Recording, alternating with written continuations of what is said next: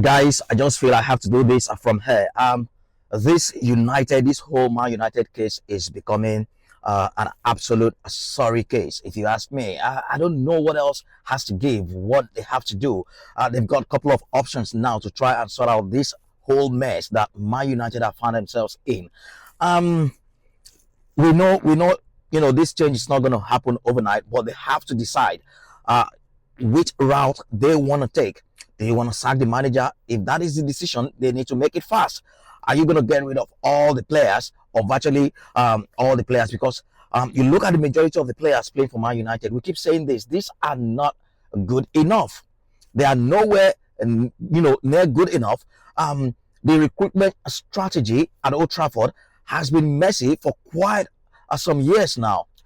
The sort of decisions that United make in the transfer market are so shocking that it is so obvious for even a neutral to see that something is absolutely wrong in that department. Look at the game against Manchester City today. Congratulations, by the way, to Man City and Ellen Haaland. I keep saying this. That guy is the best striker in world football. I don't care what Anslot says about Alexander Isak. No striker comes close to that predator.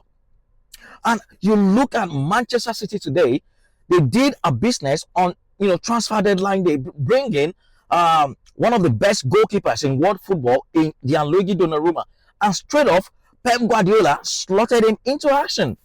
That is a serious club who know what they want. You don't buy a goalkeeper and keep him on the bench unless, of course, it's not good enough. We keep saying it. Pep didn't confirm who will be starting in goal, but everyone knows, or everyone knew before the game, that there is no how on earth you buy a Gigi Donnarumma and you keep him on the bench for a James Trafford. It's not happening. We didn't need any manager to tell us. These are obvious. But for Man United, they've gone ahead to sign a 23-year-old Samuel Lamen, who for me will still not be good enough. Who is still going to be an understudy? And you look at understudy to who?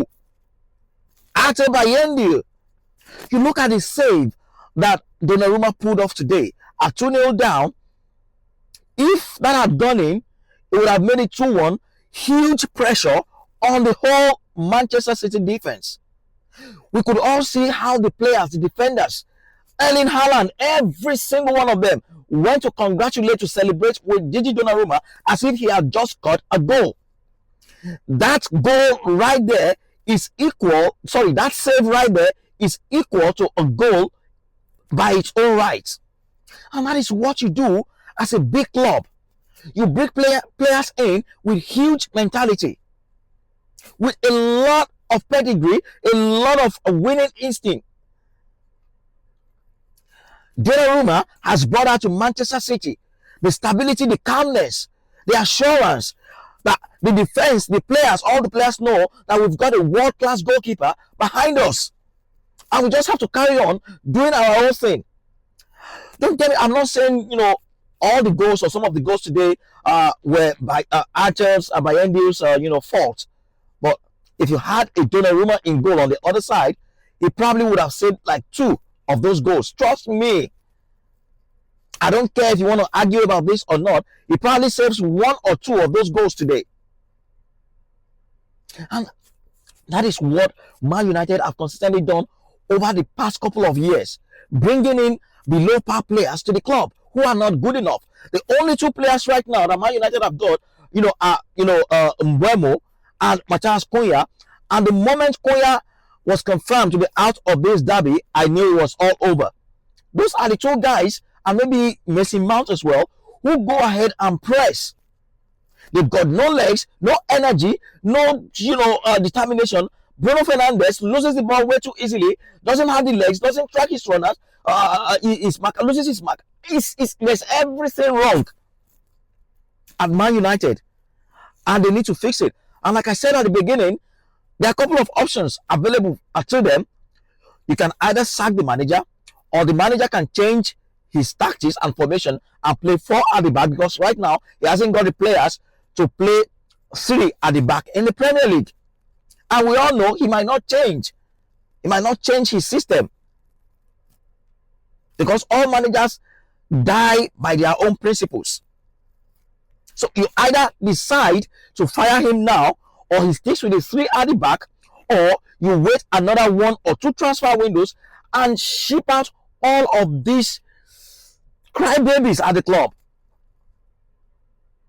We all knew, even before this summer transfer window came, that 2-3 players would not fix United's problems. And I keep saying it here. Arsenal, who came second, have gone ahead to sign 8 new players in the summer.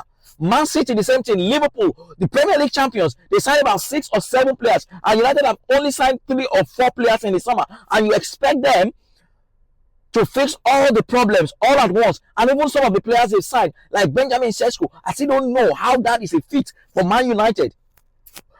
I've been saying it. I have been saying it. If you want to do something, just go all out and do it.